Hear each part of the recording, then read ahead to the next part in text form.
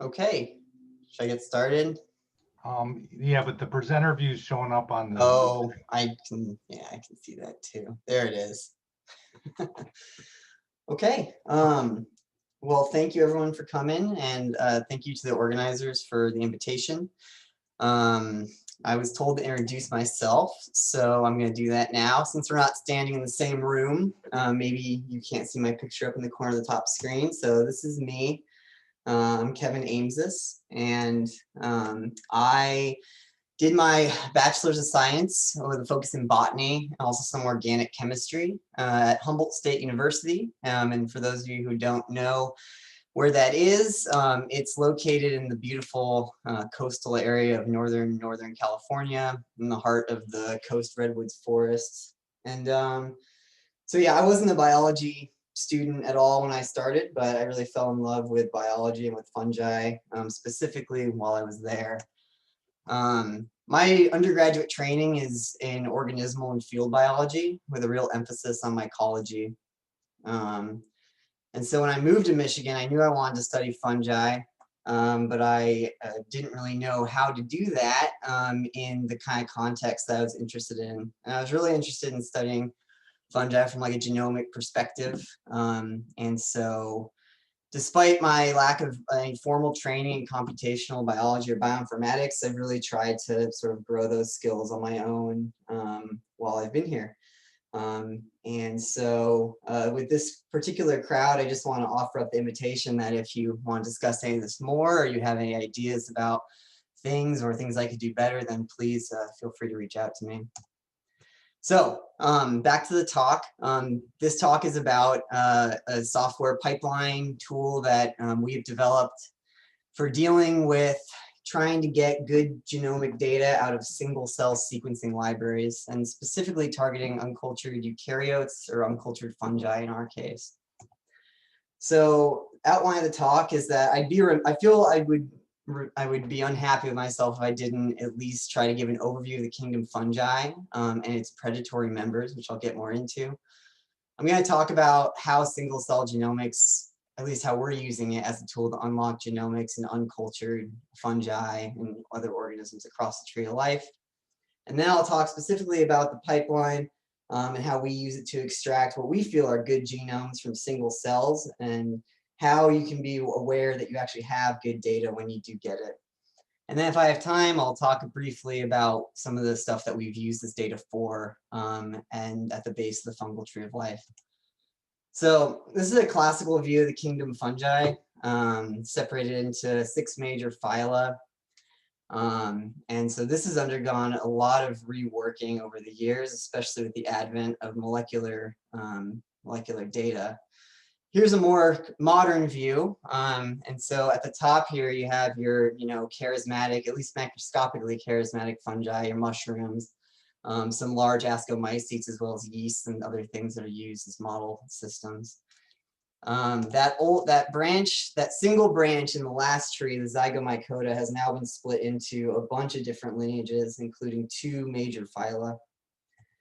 The mucormycota is like your bread molds, and also your endomycorrhizae, which form associations with plants.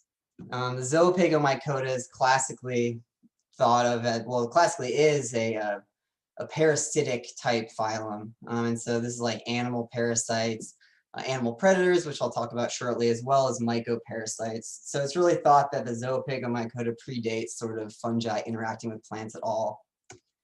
In the base of the tree, there's some really cool stuff as swimming spores. And so these are your chytrids and blastocladium or blastoclads.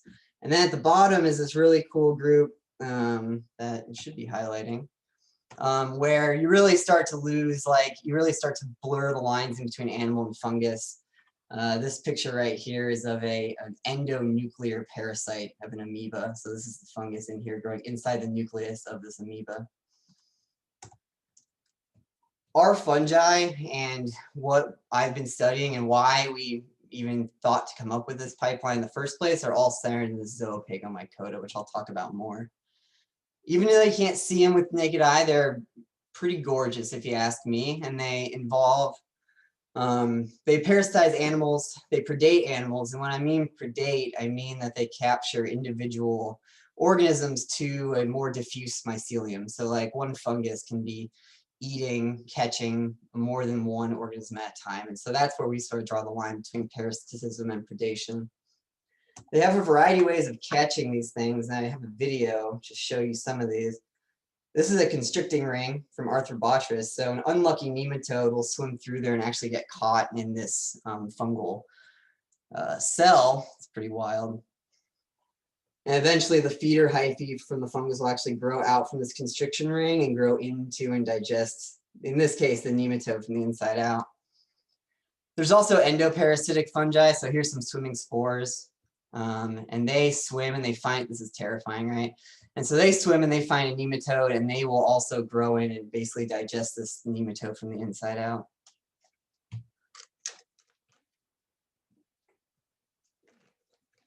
Before going on to catch more people. And there's the swimming spores coming out after the nematode is long gone.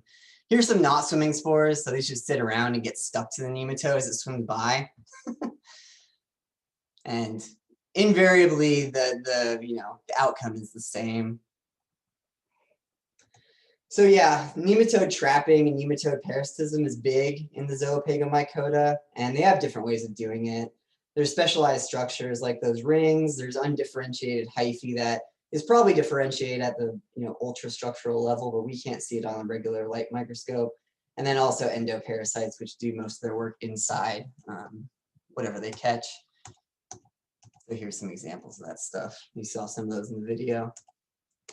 So parasitism or predation in nematodes specifically has evolved multiple times in fungi, which is pretty wild. So everything highlighted in purple here is an example of nematode eating or nematophagous fungi. Zoopagomycota doesn't just capture and eat nematodes. There's also lots of cool examples, like here's a rotifer stuck to a fungal mycelium. Also amoeba are popular targets. So I'm just flashing this again to say that this is the phylum that I'm going to be talking about and that our research has been centered in, and that they do all this really interesting stuff with lots of different types of protozoa and small animals. This is a larger group that's been researching this, trying to segregate out this old Zygomycota, and this is a big consortium that my research falls under. So I want to introduce you to the fungi that we studied and that are sort of the impetus for designing the bioinformatic pipeline to begin with. I didn't come here to write this pipeline. I came here to study these fungi, and so you can see this amoeba parasite down here. This is another amoeba parasite. That's the spore, so you don't see the mycelium, but it's another trapper. Stylopagihydra is the one that sort of I've led the most research on, and this is a nematode trapper that makes these aerial spores. Zoophagus insidians is the rotifer trapper that I showed you. And here's the fungus so cryptic that the most accessible picture that you can find of it is looks like Crayola drawing of the hyphae and catching the amoeba there. So I'm going to move on now to how we're using single-cell genomics, which is maybe used a lot of different ways for studying model systems, but we use it as a way to get genome data for these fungi, which you can't grow really in culture. I mean, you can, right? And so here is a picture of one of my cultures of Stylopagi that I got a couple of years ago. It's quite literally soil on a plate. And so that little auger block there in the middle is a slice of a C. elegans plate. So that's how you deliver the nematodes to the fungus. And then we watch these plates on a dissecting scope for weeks often before we start to look for our fungus that we want, as well as seeing all the other fungi that are growing on there. So the problem with uncultured fungi is that they're uncultured. It's really hard to grow them azenically in the lab. It makes them hard to find because you have to search these plates, and exceedingly hard to isolate from nature. And so, without a pure culture, acquisition of sufficient material to do whole genome sequencing is nearly impossible. And so there's also probably lots of these that we don't know about, because you can imagine that you might miss a lot of them by just putting soil on a plate. There's a lot of uncultured fungi, and a lot of the early diverging lineages in the kingdom are uncultured. And so this makes them inaccessible and makes resolving their relatedness difficult. And they don't tend to make well-supported 1 to 2 multi-gene phylogenies. So using PCR-based approaches on single spores to make phylogenies is often complicated. It doesn't work very well. The problem that's not really a problem is that they're super cool, and they have really cool biology and do really cool things. So we should want to study them. I've already gone over this, but they have these really interesting interactions with animals, and they really remain a substantial void in the kingdom. Like, we don't know that much about them. So we've embraced entirely single-cell genomics as the way to study uncultured fungi in genomic contexts. It requires an exceedingly small amount of input material down to, as is the name, single spores. It minimizes contamination in one way because we're not like sequencing the entire soil plate to try and isolate DNA, and we can collect individual spores. But at the same time, it exacerbates contamination because you saw that plate that I'm pulling, cells from is highly contaminated. And so single cell genomics involves the non-specific amplification of DNA by multiple displacement amplification or rolling circle amplification. And I'll just refer to that as MDA from now on. This generates uneven coverage across the genome. And so when you get your reads back, you have, and you assemble them, you have contigs that have anywhere from 1x coverage all the way up to like multiple thousands of x coverage. And so the assemblies aren't great to start with, and highly fragmented, unequal coverage, etc. And the multiple displacement amplification is going to exacerbate any contamination that you had in there to start with. So now you have your assembly, it's fragmented, the coverage is all messed up, and you're trying to identify what's fungal and what's not. And the truth of the matter is that uncultured fungi are really underrepresented in databases. So trying to identify them simply by looking for sequence homology or sequence similarity is easier said than done.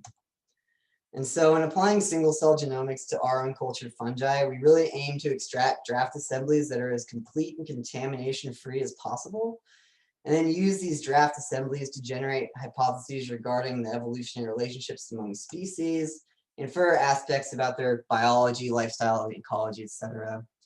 And all of this in fungi that have really traditionally been quite recalcitrant, inaccessible in these contexts.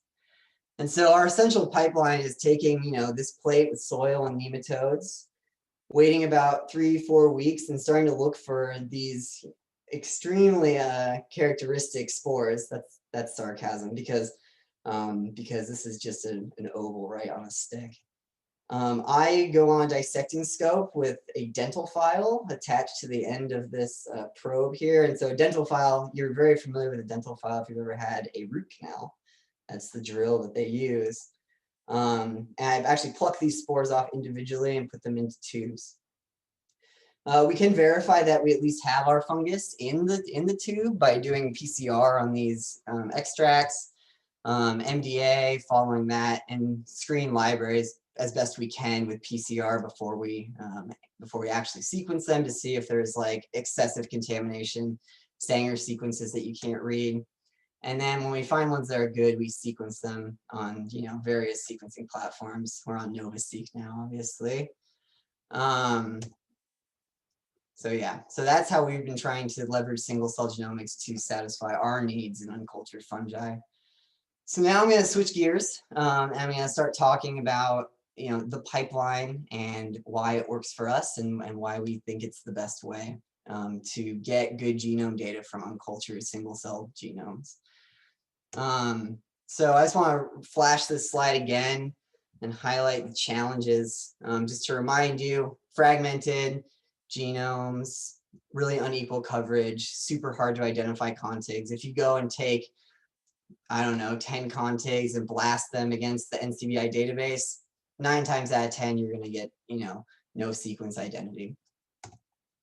And so because of the exacerbation of contamination that MDA introduces into these libraries, all single cell assemblies are metagenomic, and they have to be filtered.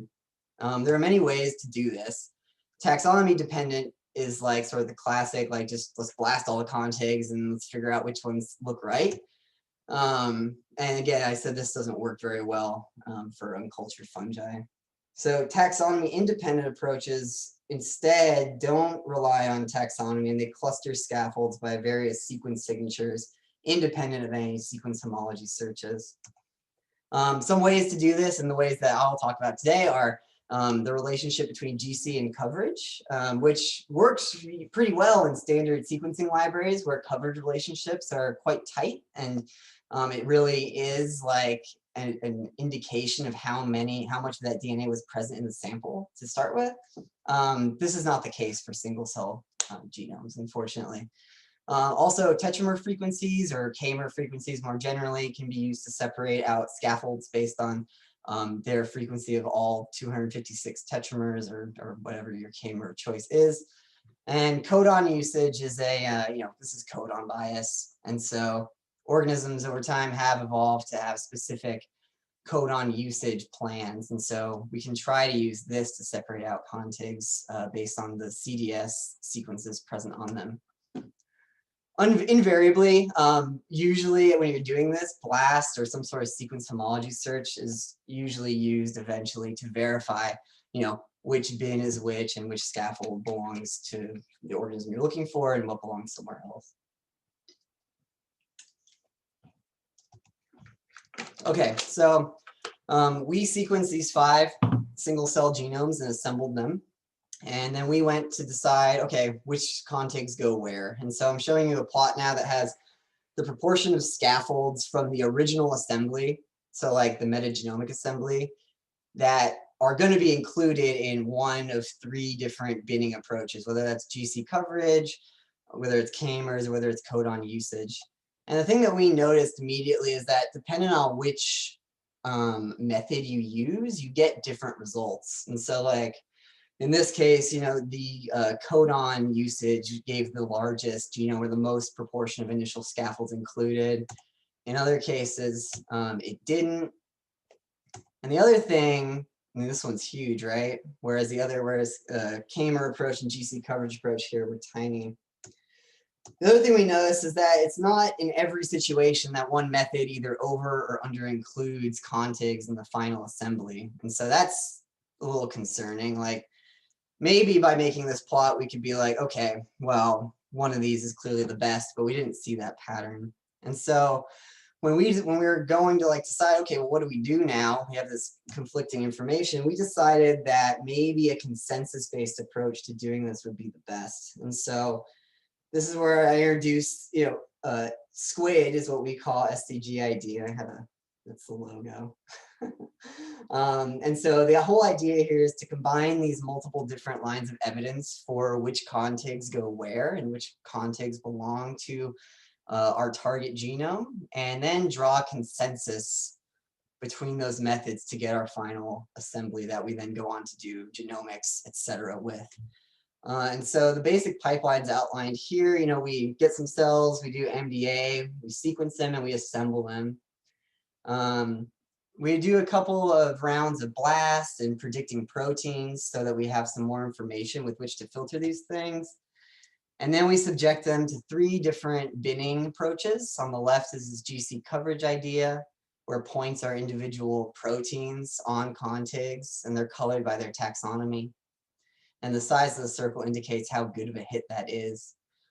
We use RSCU trees, which I haven't said RSCU yet, but this is codon bias. RSCU is relative synonymous codon usage, which is basically a measure of codon bias and can be used to formulate distance matrices for different contigs. And then an emergent self-organizing map is an unsupervised machine learning algorithm that I didn't write, but that clusters points based on their frequencies of these different K-mers. You get 3 draft genomes when you're done with that, and then our next step is to draw consensus. And at the point of talking to you right now, our consensus there is simply by majority rule. And I think there's some room to grow there. And then, yeah, so once you can filter that, and you can reassemble it if you'd like, or you can just go forward with your final assembly, you're presumably ready for downstream analysis. Our goals with writing SCGid was to make it accessible. You know, mycology is a small field, and bioinformatics is taking off there, but it's still, you know, lagging a bit behind in some labs. And so we wanted to be accessible. We wanted to just input a metagenome that was assembled from single cell libraries and output a filtered draft. We wanted it to be automated and quick, so that you could go back and do it again. You know, this is not simple filtering to do. And so we wanted to make it amenable to taking steps backward and changing parameters when results didn't make sense.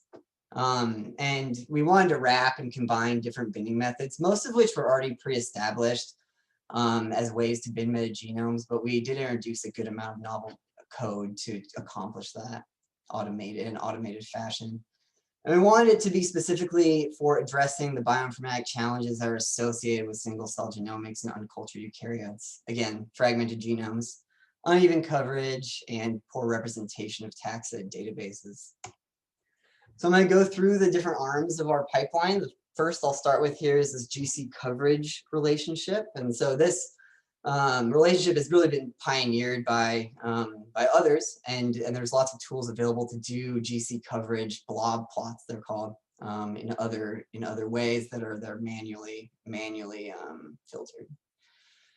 And so what I'm showing you now is a graph of the GC content of contigs. Each point is a protein on a contig, and so there's points that are on the exact same point, but we've colored them by their best protein hit in a custom database that we use for SCGid.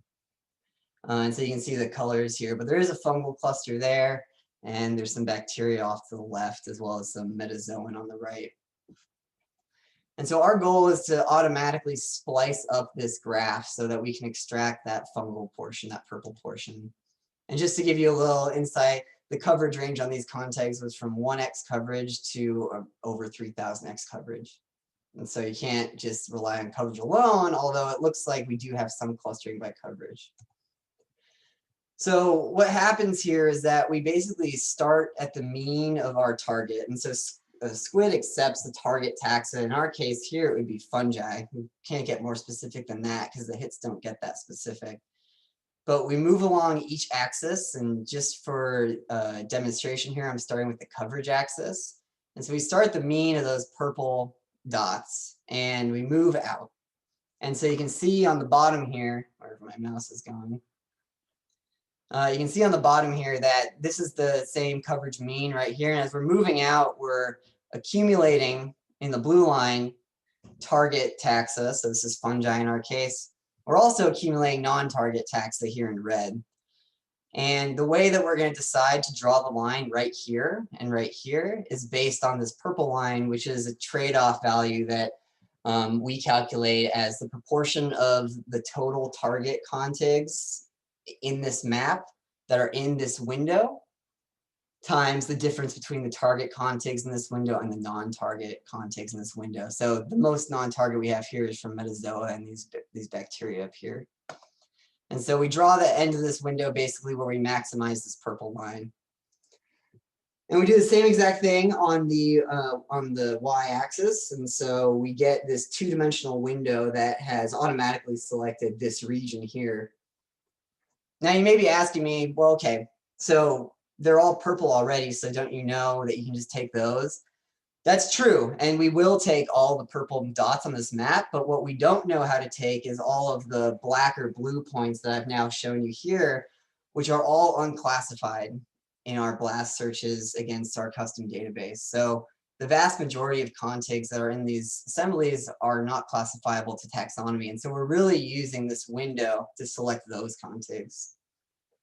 And so this window selection goes in 13 different ways based on starting with GC axis first, starting with coverage axis first, having the window be the whole plot, and that's the zeros here, or having the window expand symmetrically in both directions, or asymmetrically, which is indicated by these two here. So two-tailed or whatever.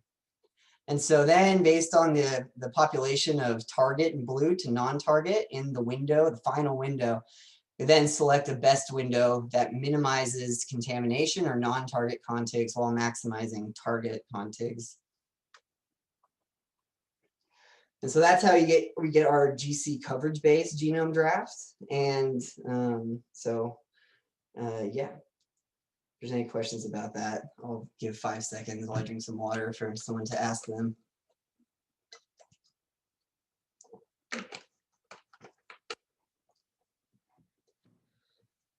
So following the GC coverage-based filtering, we do it based on codon bias. And again, this RSCU is just a numerical representation of codon bias.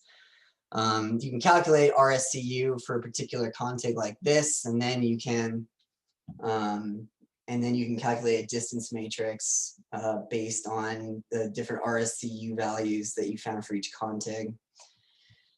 And you can make a tree, and then we annotate this again with taxonomy assignment from searches against our database, and you get a codon bias tree, or an RSCU tree more specifically, that looks something like this. I've annotated eukaryote stuff in blue and bacteria in red, and you can see that there is clustering. There's also some messy clades where there's both bacteria and eukaryotes. And so we take this tree and we have an automated algorithm that basically traverses this tree and searches for clades above a certain size that are maximizing target to non-target. And so in our case, for this tree, that is that purple clade outlined there. So our whole point here is to get a high confidence fungal RSCU clade that we can then input as a training set into a separate now supervised machine learning algorithm to basically go and pick up the rest of the contigs that have similar Tetramer frequencies to that high confidence clade. And so this is, with the fragmented assemblies, it's very uncommon to have all the contigs that are large enough to have entire proteins annotated on them. And so this final step is to try and go in and get those contigs that don't have any proteins that we can use to put in the tree, because those contigs are not represented here. And so in this way, we can make decisions based on all the other contigs that don't have those proteins. So finally, I'm going to abbreviate over this one because this is really not my creation, but Tetramer frequency binning by this emergent self-organizing map calculates the Tetramer frequency, the occurrence of Tetramer frequencies across the entire contigs and windows. And so you get a giant matrix with 256 columns and all your contigs on the other axis that has all the frequencies of these different tetramers. And so you can group these scaffold windows based on similarity in this map that I'll show you in a second, and you can overlay the resulting topology with taxonomy data to help you decide which cluster is the one that you want. And then you can actually go get it. So this is a graphical user interface that is made for these sort of analyses, which is originally designed for engineering applications, but has since been leveraged for this Tetramer frequency-based binning. And so this is a map, an ESOM topology. The hot colors, the whites and browns here, represent borders in between data. And so I can annotate the points. So now each point is a contig window. And as you can see, and as I've been trying to communicate, all those white dots are unclassified contigs. And so they did not have any similar sequence in BLAST. And so you can see here that there's a lot of unclassified stuff. In fact, the region that we want is where all that white is, because this right here is a bacterial region. And so this is the only part of the pipeline that is not automated. And I don't see it being automated in the future, because this is sort of the accepted way of doing it. And I don't think it's that much effort, but all you have to do is go circle this area and basically exclude it from the draft, or leaving the remaining draft for our ESOM draft assembly.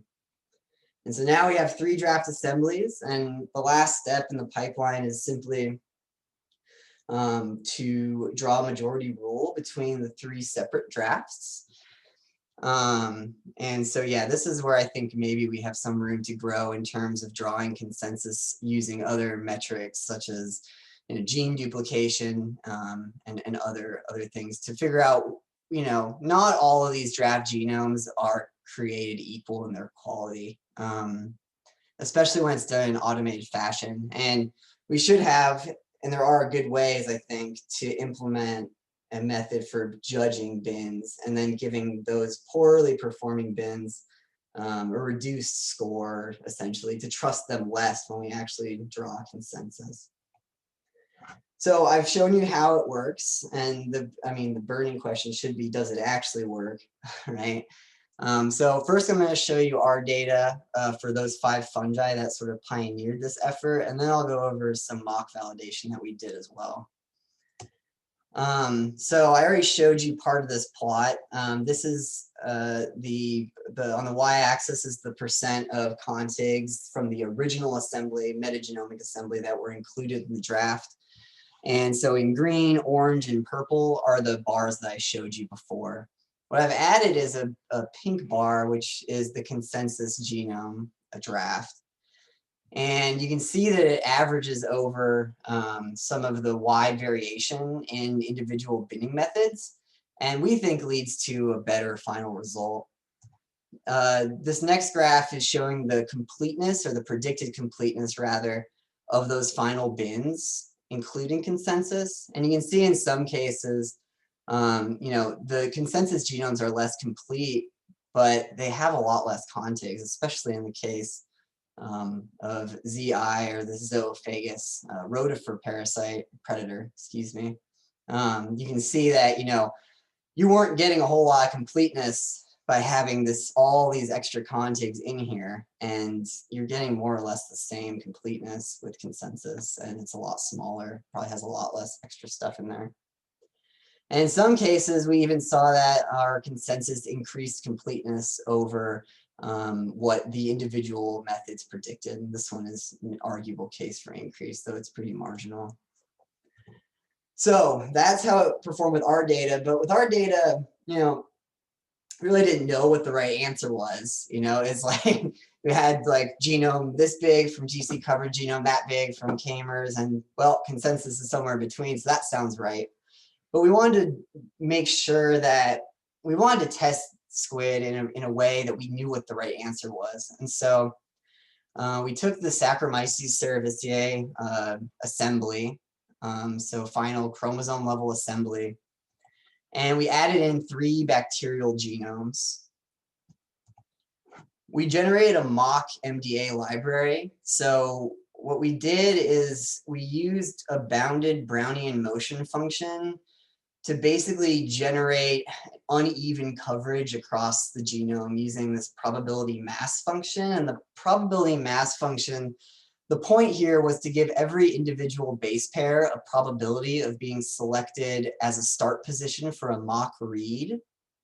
And we ran that a bunch of times and generated reads to get us to about 80x coverage of the metagenome.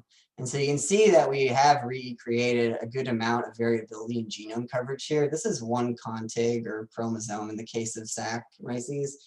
And so when you actually go get the read numbers out of this probability, after you've applied this probability mass function to selecting start positions, you see that the read density, as far as start positions is concerned, matches this probability mass function because they are functions of each other. To our credit, we managed to turn a 20 contig metagenome assembly into a bunch of mock reads and reassemble it into over 1,000, almost 2,000 contigs, which is, and this is just a standard, assembly with single cell parameters. This is a pretty, in our mind, this is a pretty good way to ruin sort of the continuity of the Saccharomyces genome, as well as these bacterial components that we added in.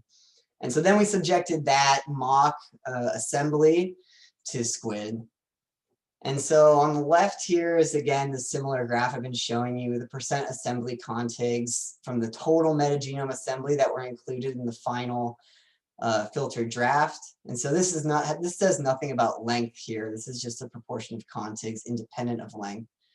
You can see here that, this green is GC coverage again, the orange is the Camers, and the purple is the codons.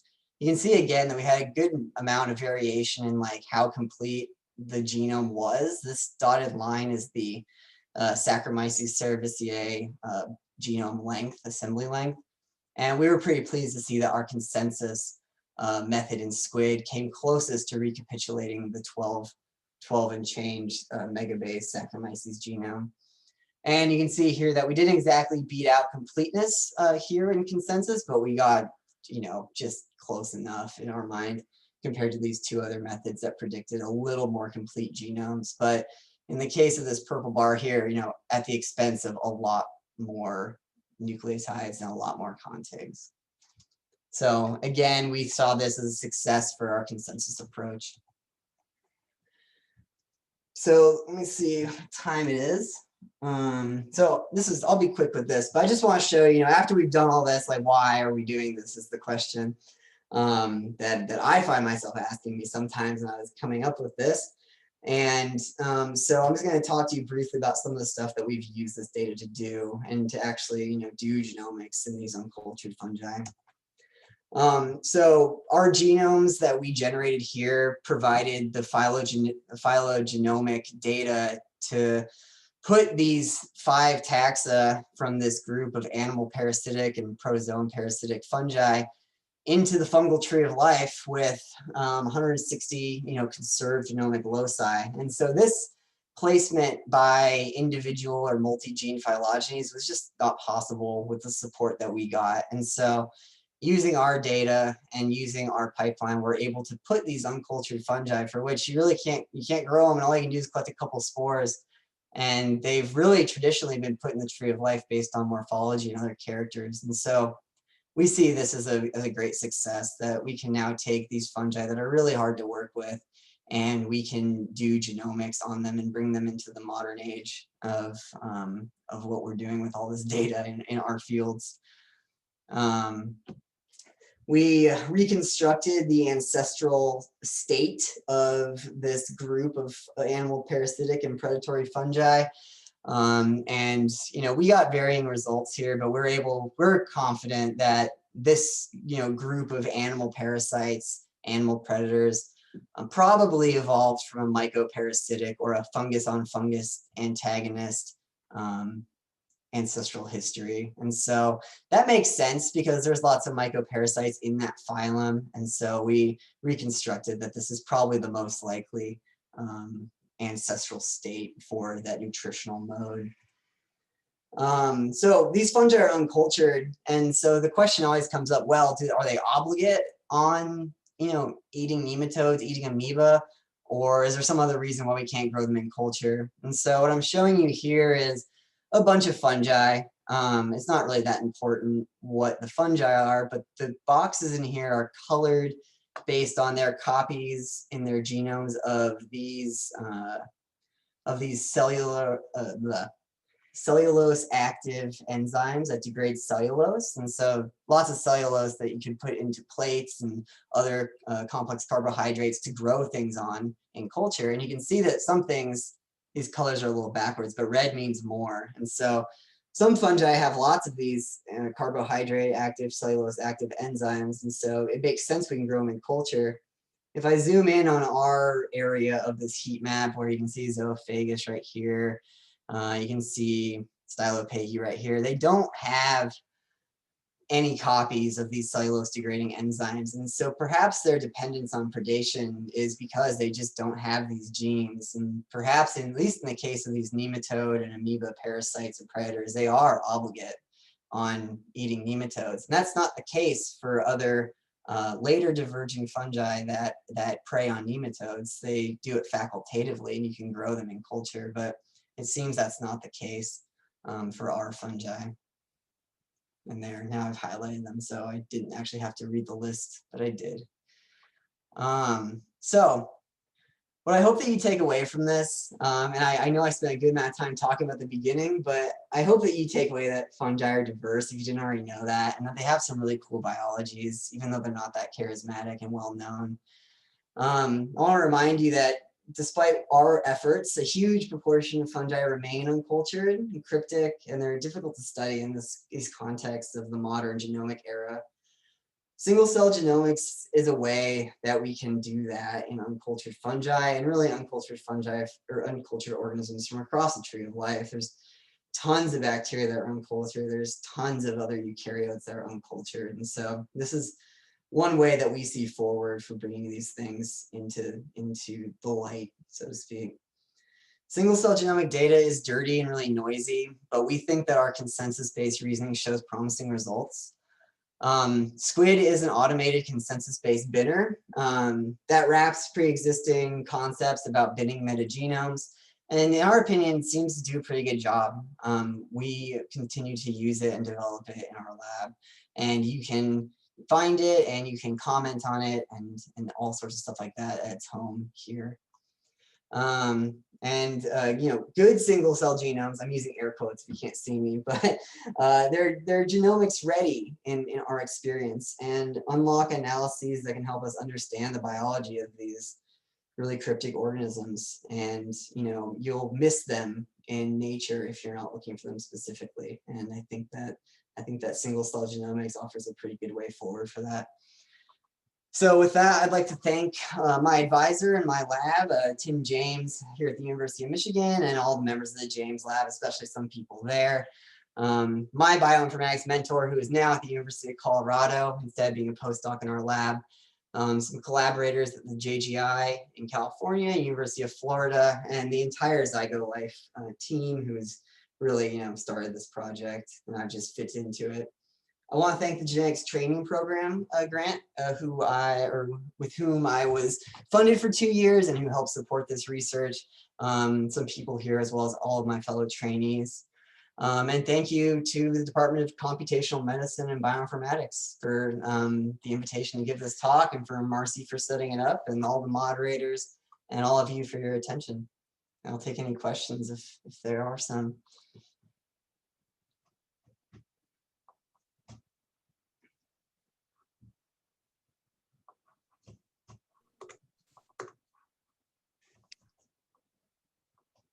Hey, Kevin. This is Yeah. here. I Hey. was wondering if you can apply SCGid to other taxa. Like, would this be good for unculturable bacteria, for example? Yeah, it certainly is, and we've used it for uncultured eukaryotes, some weird like diplonemid protozoans and stuff. Those are even harder in some cases because there's even less of a taxonomic signature. But you could certainly use it for bacteria. In fact, I'm working on a project right now where we happen to find some bacterial symbionts of our fungus that we just happened to accidentally sequence when we were sequencing single cells. And so we're using the unabridged pipeline to filter those bacterial genomes out. The one weakness of SCGid right now is that you have to do, well, not the one weakness, but a weakness of SCGid right now is that you have to do individual runs for individual targets. And so it's not the best thing at separating out really, really complex metagenomes. It's really a single cell specific where contamination is minimal, but weird coverage biases. Okay. So if you had a mixed population, you'd really have to run it twice, where you're trying to identify, you know, bacteria in one run and then your fungus in the other. Yeah, you would. But the one benefit is that all the long running steps, which are basically gene prediction and blasting, those outputs are reused. So you get all the information that you need in one run, and then secondary runs can use those exact same output files. And we're talking a matter of, you know, 3 minutes on single core.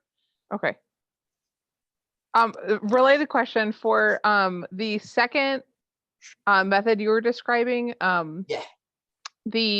I was wondering about what kind of contig sizes you're working with. You said that there are a lot of contigs that are like shorter than a single protein. Yeah, so small. In the example of Stylopygihadra, which is probably our messiest assembly, we assembled it to be around 20,000 contigs, and we had to cut it somewhere. We cut it at 500, but that got rid of about 25-30% of the contigs. So wow, okay. Some of these contigs are like reed level contigs. I mean, 2 reeds stuck together, and so Yeah, I think the biggest contig in Stylopagy is like 60 kilobases, maybe. Wow. Okay, that context is really helpful. What a hard problem. Oh my god. Yeah, they're tiny, and they're super fragmented, and the coverage is all wonky. So yeah. Okay, thanks. You can imagine now how there's some contigs that don't have proteins annotated on them, and so you have to go back for them because otherwise, you don't have a genome. We cut it at Yeah. 3,000 initially, and it was like, half the size that it should be, and we don't know the real size, but we have our predicted size. Yeah. Wow. Okay. Kevin, I have a question. I'm quite removed from metagenomics, but I wonder, in your community, have people considered using single cell Hi-C as a source of information that would allow for the scaffolding of the output of some short read assembler? No, but that's a really good idea. We haven't seen that in the literature, and obviously not in our own research because we haven't thought about that. But that's an interesting idea, and certainly, yeah, the localization spatially would be really good information. Is that data easily input into assemblers, or is it some special assembly algorithm that takes that? Well, I'm not aware of the use of single cell Hi-C for scaffolding, but in terms of just scaffolding of mammalian genomes, it's certainly kind of, it would run alongside with Abyss or whatever other assembler there is. So I think, it's specialized software, but it's not really that hard actually. The Hi-C is quite the Hi-C data is quite easily to transform into links, constraints, and then kind of solve the whole thing. But this is not metagenomics, right? So this is a single genome and a bulk Hi-C. So obviously, if you do single cell assembly plus single cell Hi-C, it will be much sparser. But I think it might be an opportunity. That's an interesting. Yeah, I think that's a really good idea. I like to think about that more. My one question that I have about it is the Hi-C portion of it done prior to multiple displacement amplification, or is it after some sort of non-specific? Well, no, you would have to do it separately, right? So you wouldn't have both on the same exact cell. Yeah. Well, I guess I guess I'm just thinking, like, I know, the reason that we have to do MDA libraries on Illumina is because of the chimeras that form at greater read length. Like, we can't sequence these with PacBio because it would just be a mess of chimeras. And so I guess I'm not super familiar with Hi-C, and I'm curious if it's done on like the raw, like tiny amounts of chromosomal DNA, or if it's after some sort of amplification, if that's a problem. No, it has to be done on the cell itself, right? Okay. Cool. Yeah. Got it. Yeah, I'm only cursorily aware of Hi-C. I've seen some of the really cool heat maps and stuff, but thank you for the information. It's good to know. I think that would be a really interesting way to move forward. We certainly can get lots of cells of some of the ones that are easier to like culture with air quotes. But in other cases, you're actually plucking spores off of like the agar medium, so it's sometimes like one cell. But for Stylopagy, to try and increase or decrease our coverage disparity, we did our single cell libraries with up to 20 cells, and so in that sort of situation, it seems like a single cell Hi-C would be a usable approach.